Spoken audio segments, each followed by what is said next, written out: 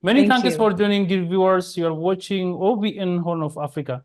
This is weekly program Future Africa, and I'm Fantambalete hosting this program. Today, I'm joined by Dr. Ariel King, author of Humanity Unveiled book and founder of Ariel Foundation, who joins me from Ghana. Till the end of our program, stay with us.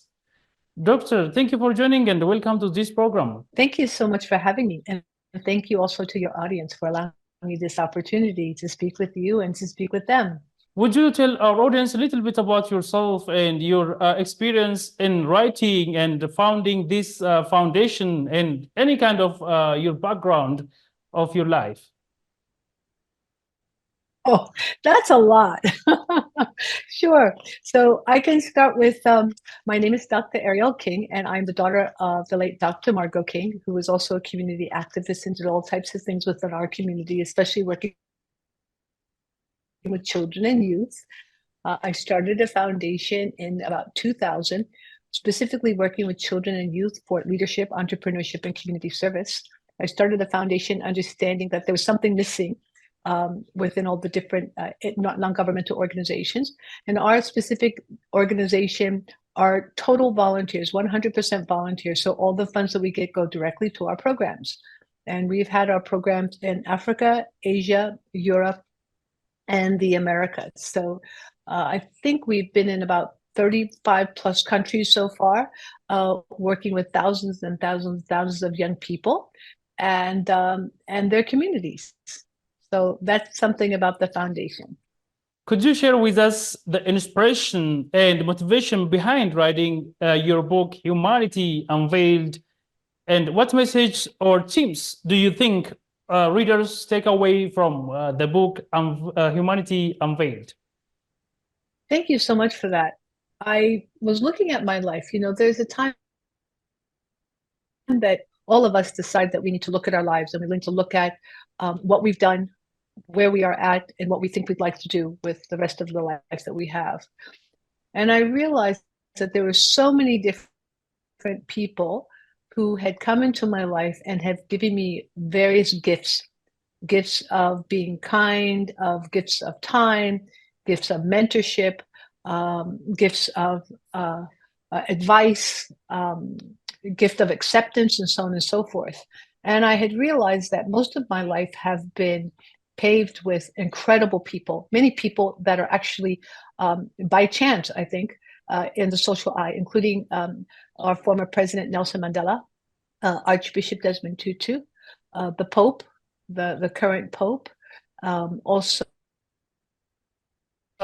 we've had people like Elizabeth Kubler-Ross, who wrote the book on death and dying, Alfonso Learnhardt, Ambassador Alfonso Learnhardt. These are just some of the people that I had the experience with. Oh, Dr. Maya Angelou is another one. So these people I had the pleasure of getting to know, sitting down with, and them getting to know me. And I had realized that my life was filled with these amazing people who were in the public eye, who basically gave me their time, their energy, their talents, their encouragement at a time when I had nothing to give them. And even though I had nothing to give them, they still were very kind to me. They showed me consideration and humanity. And so that's why the book is called Humanity Unveiled, because I believe that humanity is all around us all the time, but many times we don't see it and we don't realize it until we stop and we look at the possibilities of what have our lives been like, what have we given to people within our family, our community, you know, people, not just where we work, but also where we have our lives. And I realized that what I was really writing about was humanity, that all of these amazing people showed me humanity, what it's like to be human. And they gave me the gift of just being human, humanity. You are president and the founder of Ariel Foundation. Would you tell us about that, please? Or would you tell us the overview of Ariel Foundation and its mission? Yes, sir, of course. So Ariel Foundation International was started, I'd say 1999, 2000. Excuse me. Excuse me. Oh, never mind. And we were working mostly with children and youth, looking at entrepreneurship, community service, and leadership, helping children, helping teens, helping young people to take on leadership, to be mentored with leadership, to be encouraged, to be supported in what they do within their communities. So, for example, we have a day coming up called Global Youth Service Day, where people all over the world, especially young people within their own communities, do something within their communities to make the community better. We've had some people collect plastics, some people plant things. We've had some children actually go to um, homes with older people and literally wash their feet. We've had people actually make meals for people. It doesn't matter what the young people do. It just matters that they do something. So we really encourage young people all over the world to do community service, basically to serve others within their community. And age doesn't matter. It can start as young as 2, 3 years old. My own children started at 2, 3 years old. They used to have stuffed animals and then would give their extra stuffed animals to other children. Believe it or not, that's a way of giving and being a part of and making sure that you have the possibility to do something, to actually be a part of. So that's one way. And also we teach entrepreneurship. Why is entrepreneurship important? Well, it's important because instead of waiting for someone to give you a job, you figure out how you're going to make a job, how you're going to make something out of nothing. Young people are very bright. They're quite motivated, and they don't see a lot of barriers that we older people usually see. They see more possibilities, more opportunities than barriers. So we do a lot of encouragement with entrepreneurship. How do we do that? Well, we have them do an assessment of what's around you. You just have plastic around you. You just have paper around you. What can you do with that? How can you do something with that? You love technology. What can you do? Can you start a charger station? Can you start with one charger, one cable cord? We've even had young people that have sold vegetables and fruits on the streets, and that's entrepreneurship too. We also encourage people to get education in whatever way they can. If they can't get formal education, and if they can get online, even with a telephone, to try to take some free courses online if they can. So we do everything that we can to encourage young people to do for others, but also, once again, to do for themselves, including through education. Ariel Foundation International has special economic and social status with the United Nations. As such, I'm a representative at the United Nations in Geneva, in New York, Vienna, Rome, and Kenya. There are various places that have various UN offices and various UN meetings. Ariel Foundation International also was the first organization in history to accredit children and youth under 18 to the Human Rights Council at the United Nations. So that means that they went there as delegates to the Human Rights Council and been part of that. We also do side events at the United Nations with children and youth, where they are the speakers, they are the presenters, looking at different issues and problems and challenges that the world has and their solutions for those challenges.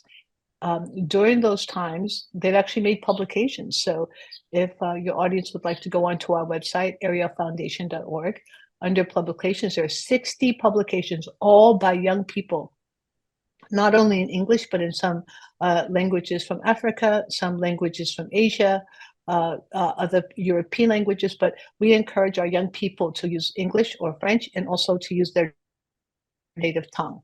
So many of the publications are in other languages besides English. So we have 60 publications on every topic you can think of, between health, COVID, corruption, energy, trafficking, greenhouse, you name it. The young people have had summits and also have done publications on these various issues. So now we're about 24 years old, the foundation. And we're in a very good place because we work locally in communities. We work nationally, of course, with national governments, and we also work internationally. And I think that the future is going to be one of connecting more young people all over the world to each other, regardless of their language. And that's what we're going to be doing next at Ariel Foundation, is having young people have a forum that they can actually contact each other, talk with each other, communicate with each other, and perhaps even have some type of I would say, I won't say programs, but even community service across borders. So Ariel Foundation International is a fully volunteer organization. None of us get paid. All of the resources that we give go directly to our programs and go directly to young people. And it's really a wonderful, wonderful way to serve humanity. Good. Shall we talk about Dr. King's solution? And you're also Rotarian and mom. Oh, sure. Can we talk about this? Yes, sir. Yes, sir. Absolutely. So I have been a Rotarian. I have had the pleasure of having incredible mentors or champions, people that would come to me and would sometimes take me by the hand and help me and give me opportunities. So with Rotary, I was in business school in Arizona, and I saw a ad in the newspaper that said, "Do you want to travel?" And I said, "Oh, yes, I do." And they said, "Put in an application." And I did. I put in an application. I really didn't understand Rotary at the time. I think this was 1994, so it's a very, very long time ago. And after many interviews, I was chosen to go to Madagascar as part of a 5-person team. So 1 Rotarian and then 4 people that had specialties. So we went to Madagascar for 1 month. And I would say that that trip really helped to change my life, because it allowed me to understand people in another culture from a different way. When you go on vacation for a week and you see other tourists, it's very different. But when you actually go to a country and you live with, you eat with, you stay with, you communicate with, you commiserate with people from that country, then you have a totally different view of that particular country. So that was my first exposure as a Rotarian. Once that was done, I asked to be an honorary Rotarian because I wasn't old enough yet. Usually Rotaract is younger, and I wanted to be with the Rotarians that were older. So I think by the time I was 30, they finally allowed me to be a regular Rotarian. And I have now been a Rotarian for more than 30 years in maybe 4 or 5 different clubs. And Rotary has this saying, service above self. So many Rotarians come from all over the world. Usually they're people that have businesses, or they're in government, or they're entrepreneurs, or they're in NGOs. And what they want to do is they just want to use their time, their talent, and their energy to give back to communities, to help the community thrive as they have thrived. And so being a Rotarian has been one of the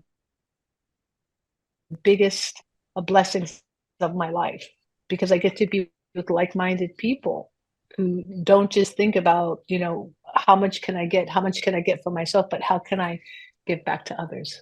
So my journey with Rotary has been spectacular. I was just in Singapore a couple of months ago, and Singapore will be hosting the International Rotary meeting, actually, I think in May. And to see all these people get ready for the meeting, to have hundreds of thousands of Rotarians go to Singapore was just fantastic. And being able to meet some of the people that are actually helping to put on that particular meeting. So needless to say, Rotary is an extremely big part of my life on a weekly basis, on a daily basis. And no matter where I travel all over the world, one of the first acts, or one of the first actions I take, is to figure out, where is the Rotary meeting? What time is the Rotary meeting? And what day is the Rotary meeting, so that I can meet people from all over the world. So that's my journey as a Rotarian. Now, I think you're asking about Dr. King Solutions. Yes, you've answered it. Dr. King Solutions is this. Yes, sir. Dr. King Solutions is the same. It's the on-take, or the newer version of Ariel Consulting International, which basically started, I'd say 25, 30 years ago. It's hard when you start, 10 years is one thing, but when you say 30, it's a while.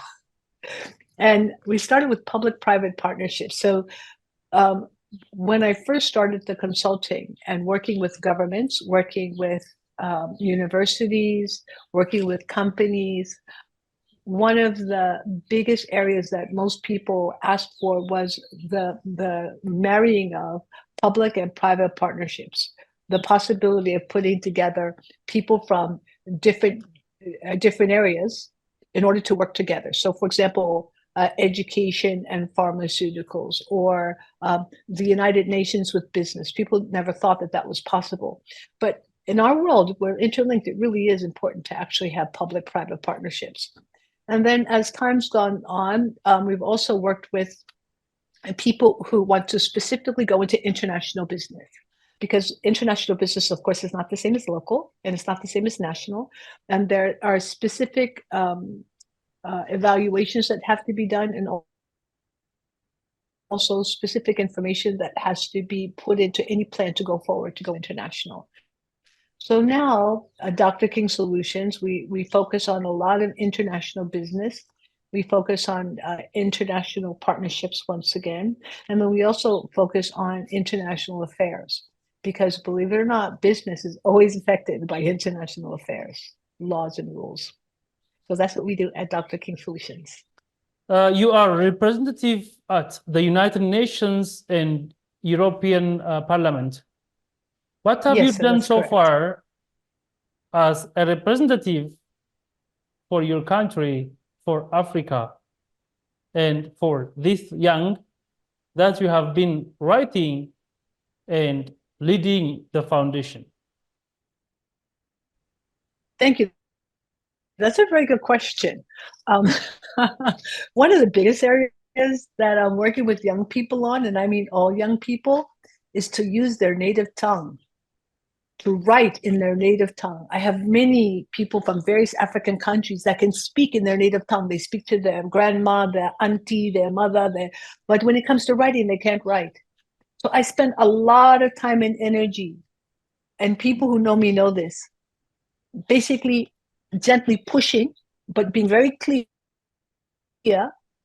that when they are writing about whatever subject, for example, I had one person writing about energy, and the family was speaking one language, but they were writing in English. I said, this is really nice, but your family doesn't understand. Oh, but Dr. King, I don't know. I don't know how to write the language. Go back to your grandma and ask for help. So one of the biggest areas that I'm looking at now, especially for the foundation with the United Nations has 6 official languages, and that's wonderful. But for me, young people, I encourage, I push really hard for young people to also write in their native tongue. So a lot of the publications that we have are not just in English and French and Russian and Spanish. It's also in Twi.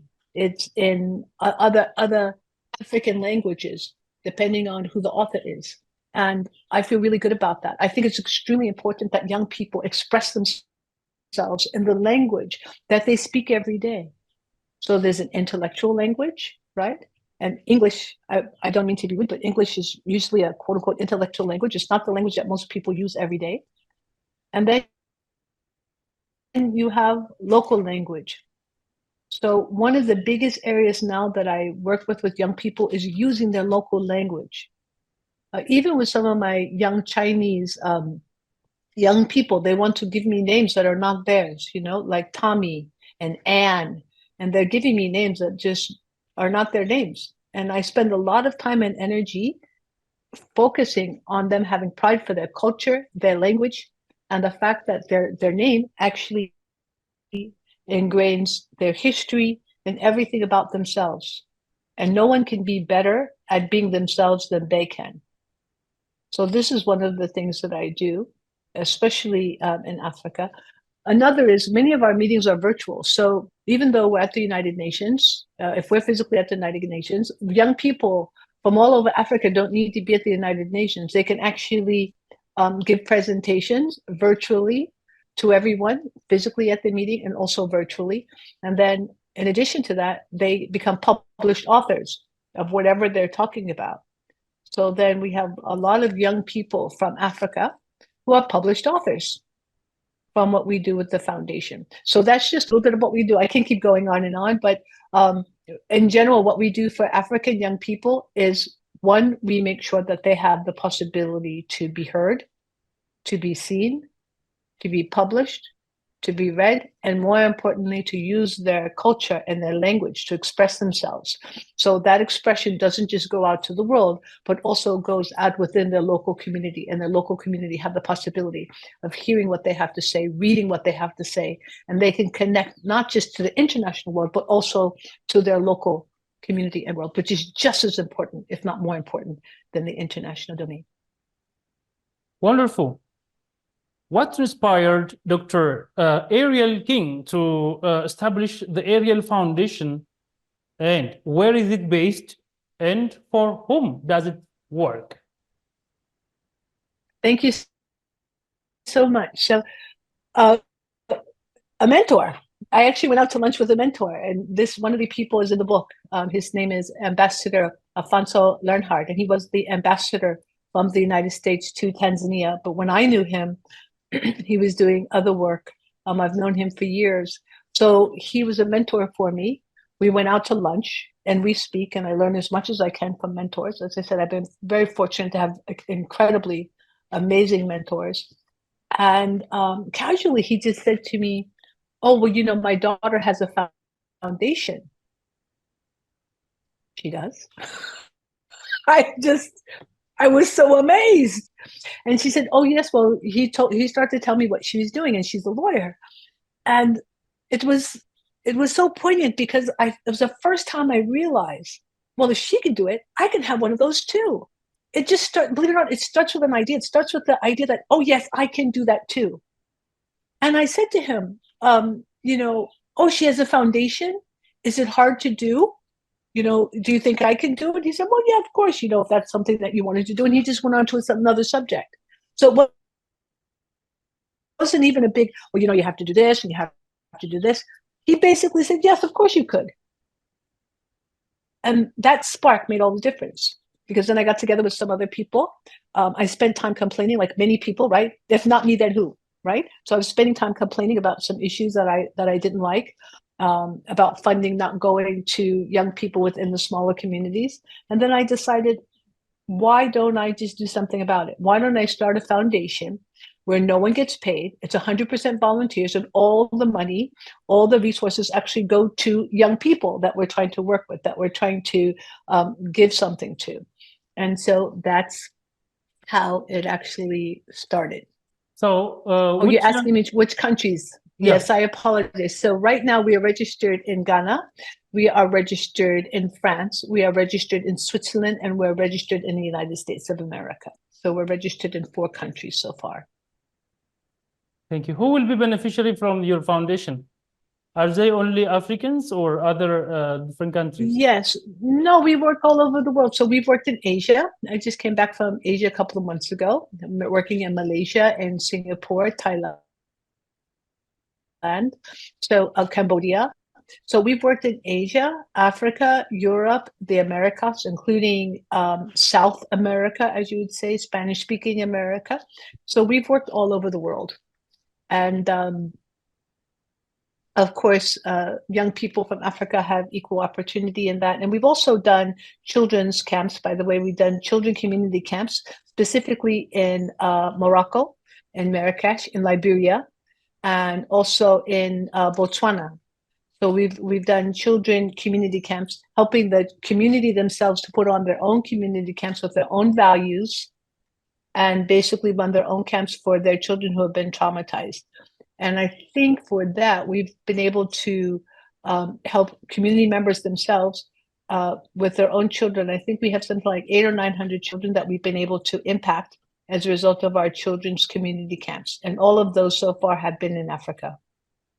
Several African countries are suffering from terrorism, proxy wars, and etc. That can be seen from what is going on, like in Somalia, Sudan, and the West African countries. What should what should Africa do to overcome these conspiracies?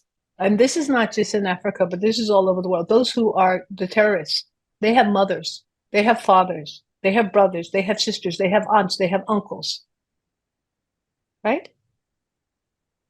Most of the time, they're in touch with those people because they will always be a son or a daughter. They will always be a brother or a sister. They will always be a cousin, even before and after being a terrorist or being someone who's doing something that's not necessarily positive for the community or the country.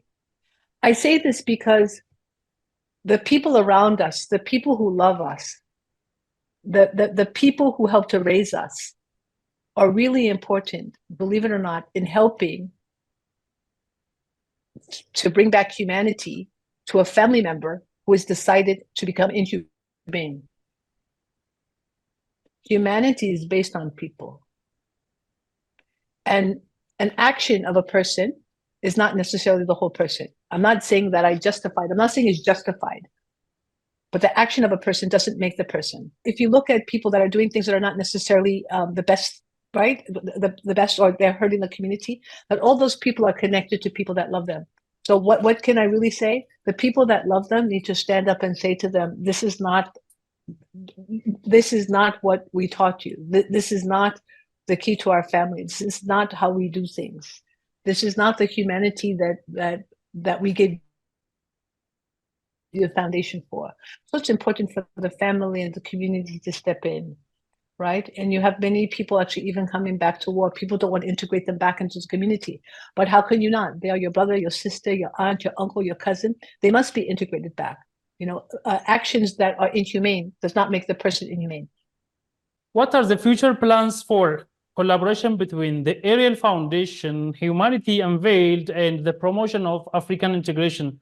Let you talk about this African integration. How should Africans be integrated, and the collaboration between this Ariel Foundation, Unveiled, Humanity Unveiled, and integration of Africa? Thank you. That's such a great question. And I think that brings me to thinking of what more can we do, right? How can we use this book? How can we use the focus on the book and even this interview, for example, to bring a better life, right? Better life for young people, especially children and young people. If children and young people have a better life, then the community has a better life, doesn't it? Makes a big difference. I think that it would be really important to actually have a summit, most likely at the United Nations, looking at humanity, literally, summit on humanity, and to invite as many people as we can, especially online, right, virtual, from different young people from Africa, various parts of Africa, because as you know, sometimes in Africa also we are divided by languages. We are divided by even European languages, right? The main English, French, Arabic, we are divided. And then of course we have our local languages. So to actually bring as many young people as we can on a summit, an African summit on humanity. So thank you. I think you just helped me come up with what we're going to be doing in 2025, a youth African summit on humanity. Thank you for that. Thank you very much. Have you got any concluding remark before we end this session? I would just say to people, humanity is all around you. Humanity is your birthright. Humanity is how we all came to this world. And we all pray that we leave this world with humanity. So I would say to you, please remember the four. If I am not for myself, who will be for me? If I am only for myself, what am I? If not now, then when? And I had said, if not me, then who? Thank you so much for this opportunity to be with you here today. And it's an absolute pleasure. Thank you. Dr. Ariel King, author of Humanity Unveiled, the book, and president and founder of Ariel Foundation. Thank you for your precious time and your wonderful analysis about your foundation and your book. Thank you so much for the privilege, sir. It's been wonderful. Really appreciate it. And I look forward to working together. 2025 Youth Humanitarian Summit. We will. Thank you. Dear our esteemed viewers, this brings us to the end. Thank you for watching and stay connected with other programs of OBN Horn of Africa.